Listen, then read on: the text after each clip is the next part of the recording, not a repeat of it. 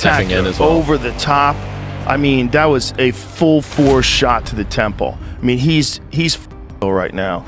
So they wipe off his gloves, but you look at him like he's really feeling it right now. I mean, he probably has no idea where he is. Time when I'm going to take your soul, and you're either going to give up or you're going to get knocked out. And unless you have that instinct, you just will never be a good fighter. It's likely that one big shot's going to land if the guy's not throwing other shots. So I thought with less artillery in the air, less bombs in the air, that the guy would have a chance to get to later round. Joe Rogan reacted to Jake Paul's knockout loss with laughter alongside Anthony Joshua, saying the fight was a clear mismatch from the very beginning. He pointed out that Jake typically competes against retired fighters or MMA opponents, not a legitimate Olympic champion heavyweight. Rogan emphasized that Joshua isn't just elite, but operates far above Jake's natural weight class. From a realistic boxing perspective, he explained that the outcome was obvious long before the first punch was thrown, and the final result simply confirmed what most people already expected. Well, realistically, it's one of the craziest propositions of all time. You take a guy who just had a boxing match that looks like a sparring match with a 58-year-old Mike Tyson, and then you're going to fight one of the absolute scariest knockout artists in the... After the fight, Anthony Joshua delivered a strong post-fight statement, claiming that the knockout actually saved Jake Paul. He explained that if the bout had gone on any longer, he would have systematically broken Paul down both mentally and physically. According to Joshua, the early finish spared Jake from taking far more punishment and prevented even greater damage inside the ring. It's not just physical, it's psychological. And when you understand the psychological warfare, I did say to you that, Jake, what's going to happen? I'm going to see a time when I'm going to take your soul, and you're either going to give up or you're going to get knocked out. And unless you have that instinct... Anthony Joshua being linked to a so-called circus fight with Jake Paul has divided the boxing world. Many see it as a spectacle rather than a real contest, given the huge gap in size, experience, and pedigree. Joshua is a two-time heavyweight champion and Olympic gold medalist, while Paul is still learning the sport, making the matchup feel more like entertainment than a genuine challenge. After Joshua knocks out Paul and breaks his jaw, Simon Jordan reacts strongly, calling the event harmful to boxing's credibility. Industry, because straight after the fight, I heard the question being posed to Joshua, will he now fight Fury? And then my first thought was, after what I've seen, who cares? After that, who cares if Joshua fights Fury? I like Anthony Joshua immensely, Spencer. Any exchanges I've had with him, I think he comes across terrifically well. But I fail to see where it's taken us, where it's taken him, other than hugely increasing his bank balance. You know, I really fail to see what this has done. Well, it's done nothing, but he was going to fight in November, like I said, and he's just gone in there against Jake Paul. What has it done for his legacy? Absolutely zero. But it was, he's earned a lot of money doing that. And he's going to go again, and he's going to fight possibly February, March, and then there's that Tyson Fury fight that's looming that could happen in September, whether Tyson Fury decides to come out of retirement or not come out of retirement. For Anthony Joshua, he's earned a hell of a lot of money. This is prize fighting, and that's what it's all about. And that's what he's done. He also argues that while these fights have built a new audience, they blur the line between sport and spectacle and distract from meaningful competition. Jordan emphasizes that Anthony Joshua has already secured generational wealth and a lasting legacy, so he has no need for novelty bouts. Even if a fight with Tyson Fury never happens, Jordan says Joshua's financial security means walking away from boxing altogether would not be surprising. Earning more than Joshua. That apart, Spencer, 6 rounds to get Paul out of there. Reputationally, how does it leave AJ?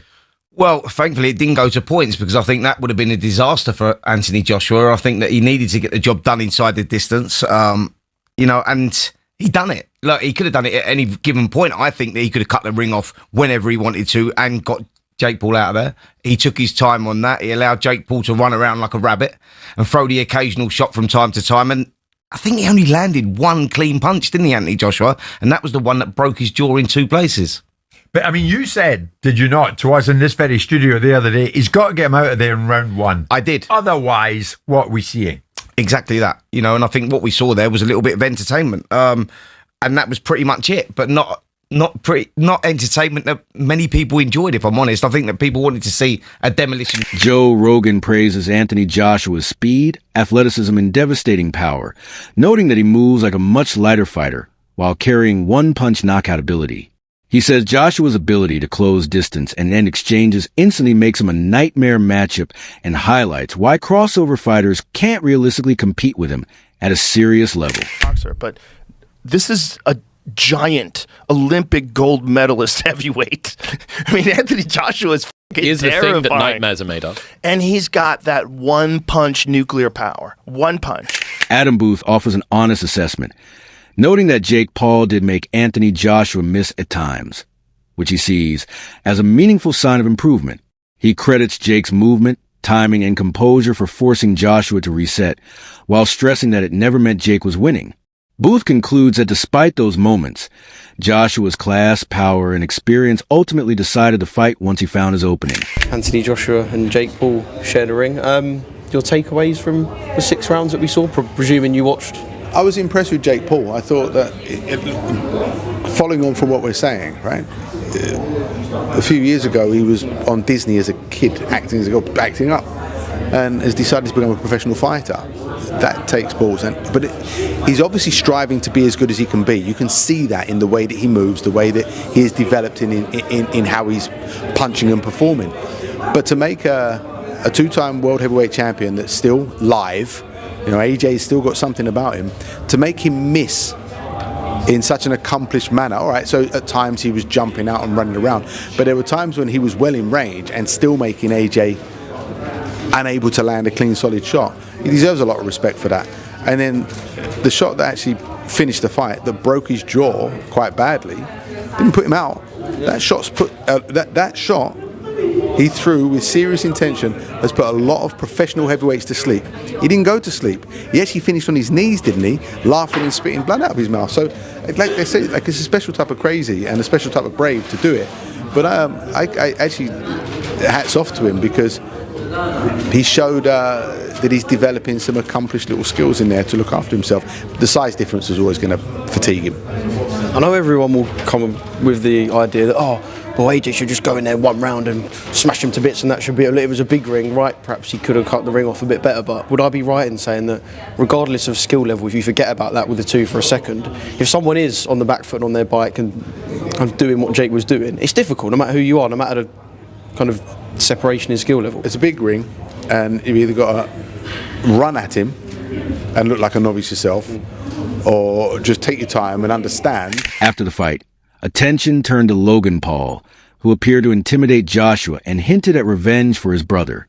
Analysts quickly dismissed the idea of a Logan fight, noting he lacks Jake's professional training and skill. They argue such a matchup would be one-sided, farcical, and add nothing competitive, unlike Jake, who at least showed he belongs in professional boxing. Would be more of a mismatch than Jake Paul. You know what I mean? Because at least Jake Paul has taken boxing, or has trained with real boxing trainers in real boxes. Whereas Logan Paul, you know, he did that exhibition with Floyd, and Floyd's a little guy.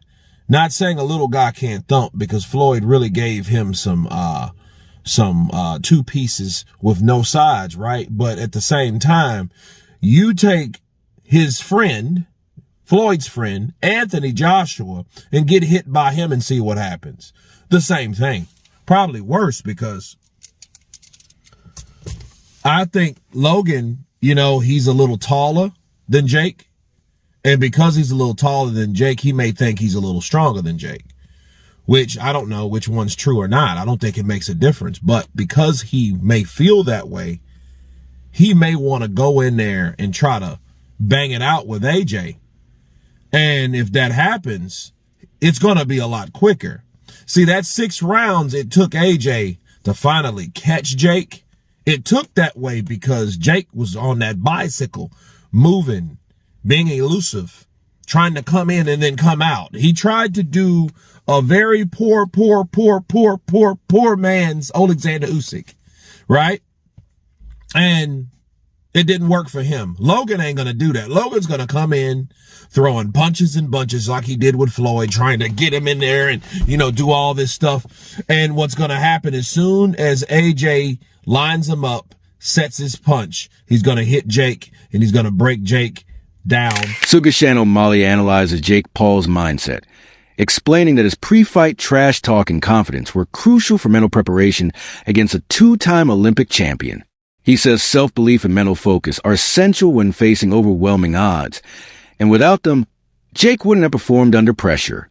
While the loss was decisive, Molly argues it demonstrated respect for the challenge and highlighted the psychological demands of facing an elite heavyweight. Jake was shooting double legs, too. Shooting double legs, nice duck ones, unders. with ankle picks, duck unders. But, dude, God, people, I see so much people talking shit on the fight, which, dude, what the fuck did they expect? Like, Jake was hyping himself up, saying he's going to win. Dude, that's self-belief. He needed that to go in. He needed that to get himself into the ring. You know what I'm saying? He just needed that. What do you think about the sticking that tongue out? Dude, he's a showman. This is a fucking YouTuber that switched to pro boxing. Yep. And he's fighting Anthony fucking Joshua. He's He made entertainer. $90 million. $7.5 million per minute. Nate Diaz says, that boy don't work hard enough. This girl in the UFC said, Jake Paul shot more double legs in boxing in a match than I did in my UFC career. Ryan Garcia said, he's a runner, he's a track star. Aljamain said, this is a clown show. Josh Hammond said, dude, it's like, what did they expect? They expect him to go in there and look like a clean fucking Floyd versus Manny Pacquiao. Two of the, you know what I mean? It's like, what the fuck? You see the aftermath, like his jaw and everything? Fuck. Jake Paul's broken jaw. Jake has to get wired shut for 7 days or something like that.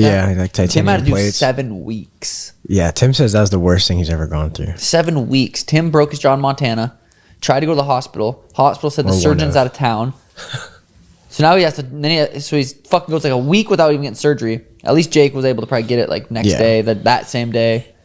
But it's like all the people hating on Jake. It's crazy. Connor said Jake is stupid and will be altered permanently from this bout. I look at it. It's inspiring seeing what he does because I know how much like he's putting in work. He's doing legitimate fight camps. He's doing sparring. He's doing rounds. He's eating. He's doing everything. Teddy Atlas explains that his prediction of a multi-round fight was based on real boxing factors, not any staged idea. He cites Joshua's long layoff, previous knockout loss, and natural mental hesitation, along with a larger ring giving Jake more space to move. Atlas says Jake had a solid game plan focused on movement and endurance, but the pressure, fatigue, and intensity of elite competition eventually overwhelmed him. He emphasizes that the fight was entirely real and decided by legitimate boxing realities. If you enjoyed this breakdown, make sure to like, comment, and subscribe for more boxing analysis and updates.